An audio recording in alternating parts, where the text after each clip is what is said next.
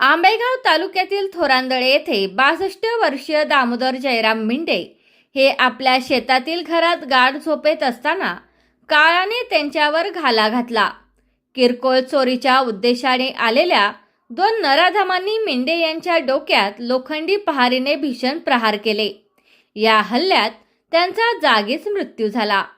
घरातील अवघी 29,000ची रोकड आणि दागिने लंपास करून हे आरोपी पसार झाले होते.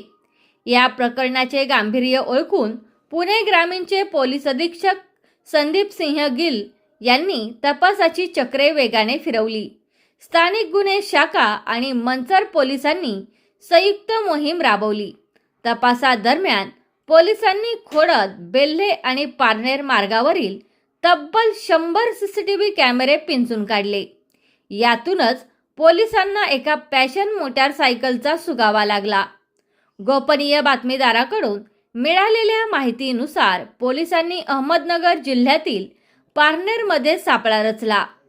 5 एप्रिल रोजी मुख्य आरोपी कबीर उमऱ्या काळे वय वर्ष 24 आणि त्याच्या एका अल्पवयीन साथीदाराला पोलिसांनी शिताफीने ताब्यात घेतले. कबीर काळे हा सराईत गुन्हेगार असून त्याच्यावर यापूर्वीच 9 गंभीर गुन्हे दाखल आहेत. पोलिसांनी केलेल्या कडक चौकशीत आरोपीने धक्कादायक खुलासे केले आहेत. थोरांदळे येथील खुनासोबतच त्याने ओतूर, घोडेगाव आणि नाशिकमधील दिंडोरी परिसरात दरोडे टाकल्याची कबुली दिली आहे. न्यायालयाने आरोपीला 11 एप्रिलपर्यंत पोलीस कोठडी सुनावली आहे. ही यशस्वी कामगिरी पोलीस अधीक्षक संदीप सिंह गिल, अप्पर पोलीस अधीक्षक रमेश चोपडे आणि उपविभागीय पोलीस अधीक्षक अमोल मांडवे यांच्या मार्गदर्शनाखाली पार पडली.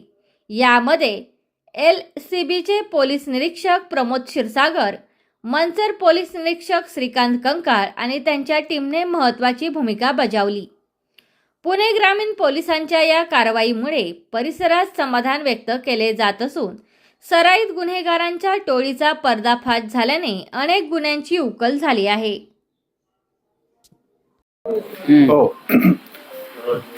नमस्कार. मागच्या काही दिवसामध्ये पुणे ग्रामीण पोलीस दलातर्फे काही गुन्हे उघडकीस आणले आहे. मंचर पोलीस स्टेशनची हद्दीमध्ये एक खुनाचा प्रकरण उघडकीस आणला आहे.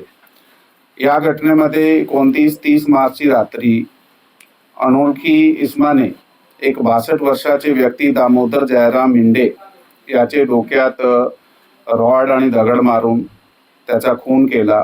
त्याचा जे हेतू होता ते त्याच्या घरी रॉबरी करण्याचा होता आणि जाताना ते त्याची सोन्याची अंगठी, काही कॅश आणि मोबाईल सोबत घेऊन गेले. ह्या गुन्ह्याचा तपास करण्यासाठी, आरोपी शोधण्यासाठी 5 वेगवेगळ्या टीम्स तयार करून फील्डमध्ये पाठवण्यात आल्या होत्या. ते सलग दिवस रात 5 दिवस टीम्स कार्यरत होत्या. शेवटला त्यांनी तकनिकी आणि गोपनीय यंत्रणाचा वापर करून हे जे गुन्हेगार आहे ते निष्पन्न केले. त्यामध्ये कबीर उमऱ्या काळे नावाचा 24 वर्षाचा राहणार पुणेवाडी, तालुका पारनेर, जिल्हा अहिल्यानगर हा आरोपी आहे. त्याचे बरोबर एक विधी संघर्ष बालक सुद्धा होता. त्याला पण ताब्यात घेऊन त्याचे कायद्याप्रमाणे पुढील कारवाई करण्यात आलेली आहे. हा जो व्यक्ती आहे, आरोपी आहे, त्याचे विरुद्ध 9 गंभीर गुन्हे वेगवेगळ्या जिल्ह्यात दाखल आहे. यामध्ये पुणे जिल्ह्यात ओतूर, आळेफाटा, घोडेगाव, मंचर, नाशिक जिल्ह्यात दिंडोरी पोलीस स्टेशन, अहिल्यानगर जिल्ह्यात बेलवंडी, पारनेर आणि अहिल्यानगर तालुका पोस्टे या ठिकाणी गुन्हे दाखल आहात. यामध्ये पुढील जे रिकव्हरी आहे आणि तपास आहे ते चालू आहे. त्याचबरोबर खेड पोलीस स्टेशनची हद्दीमध्ये असा एक गंभीर खुनाचा प्रकरण समोर आला.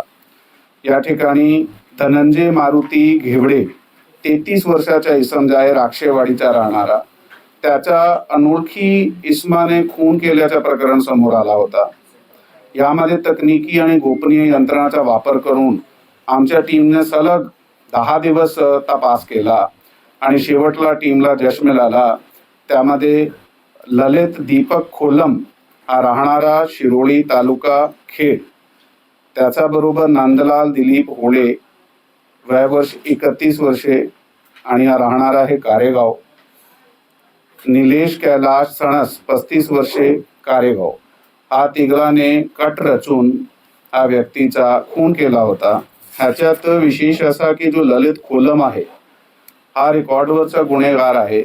त्याचे विरुद्ध अद्यापर्यंत सातारा, पिंपरी चिंचवड, पुणे शहर आणि पुणे ग्रामीण हा 4 घटकाचे मिळून एकूण 35 गुन्हे दाखल होते आणि हा फरार होता. तर त्यामध्ये ह्या जे पर्टिक्युलर गुन्हा मध्ये त्याला अटक केलं आहे त्याचे बरोबर अजून 2 जे खूनचे गुन्हे आहेत त्याचे उघडकीस आणले आहे आणि त्याचा आता तो सध्या कोठडीमध्ये आहे. पुढील तपास चालू आहे.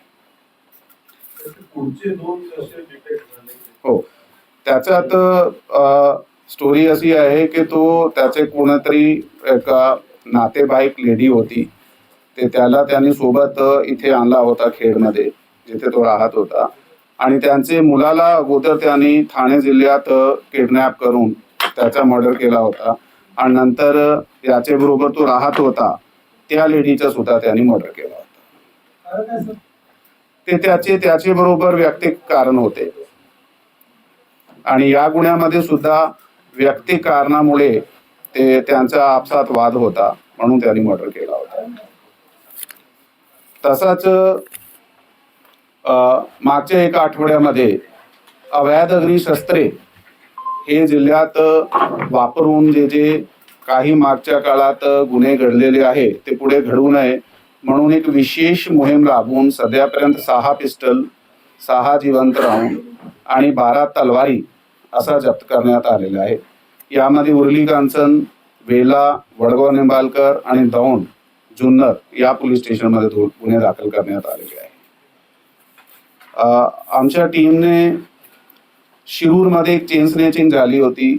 त्यामध्ये एका व्यक्तीचे 3 तोळे सोना गेला होता.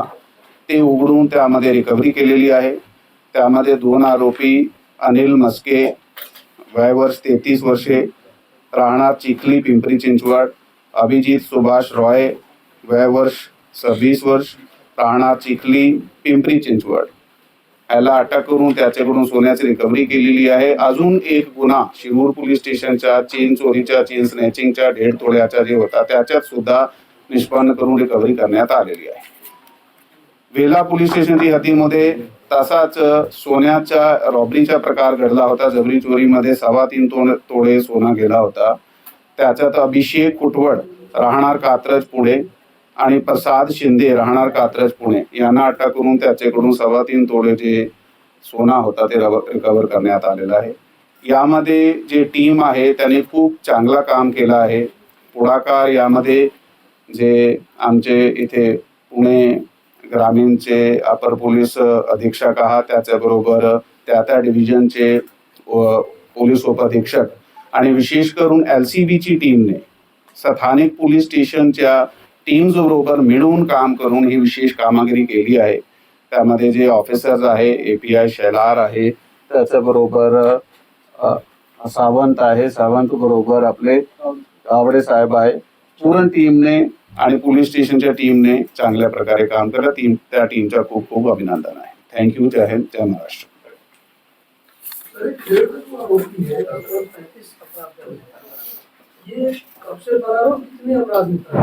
आता ह्या आरोपी जे आहे अगोदर जेलमध्ये होता. त्याच्या विरुद्ध वेगवेगळे जिल्ह्यात जसं आम्ही आपल्याला सांगितलेलं आहे आणि प्रेस नोट मध्ये सुद्धा आम्ही डिटेल्स दिलेले आहात गुन्हे दाखल होते आणि ते वेगवेगळे गुन्ह्यामध्ये अटक सुद्धा झाला होता आणि बेल पण आला होता. आता हे सध्या बेलवर होता. बेलवर आल्यानंतर त्यांनी हे मर्डर केले. वेगवेगळ्या आरोपींनी आतापर्यंत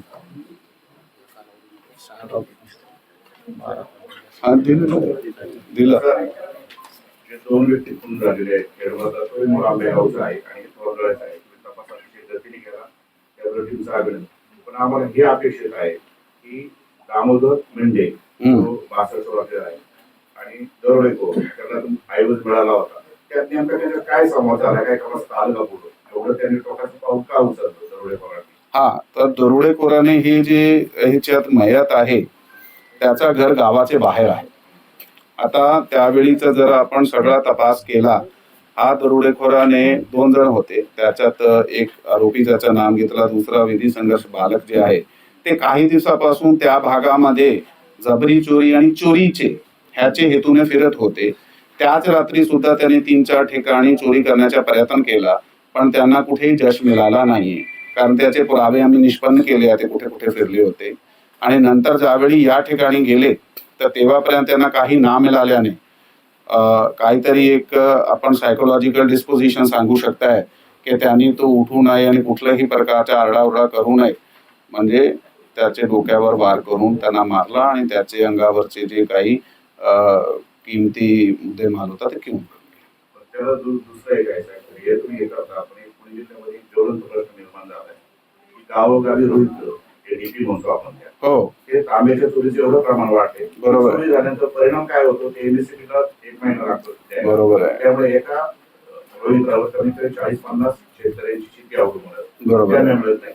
तर त्या दृष्टीने काही वेगळं, जसं आता काही गुन्हांविषयी चांगले काम केलं, त्या दृष्टीने काही आपल्या उपाययोजना आहेत का? हो, त्याबाबत मी सांगतो की 15 दिवस झाले आपण आळेफाटा पोलीस स्टेशनची हद्दीमध्ये एक गुन्हा उघडकीस आणला होता डीपी चोरीचा, आणि त्या गुन्ह्यामध्ये आपल्याला एकूण पुणे जिल्ह्याचे 23 गुन्हे उघडकीस आणले, ज्यामध्ये आळेफाटा आहे, जुन्नर आहे, मंचर आहे, शिरूर आहे, खेड आहे. हा बेल्टचे जेवढे डीपी चोरी मागच्या काही 6 महिन्यामध्ये झालेले आहे 23 गुन्हे आपण डिटेक्ट केले आहे. त्याच्यात जवळपास 150 किलो तांबा जे आहे ते सुद्धा आपण जप्त केलं आहे. 5 आरोपी त्यामध्ये अटक करण्यात आलेले आहे. त्याचा जे पूर्ण रेकॉर्ड आहे त्याचा आता पुढील तपास सध्या पण ते पोलीस कस्टडीमध्येच आहात आमच्याकडे.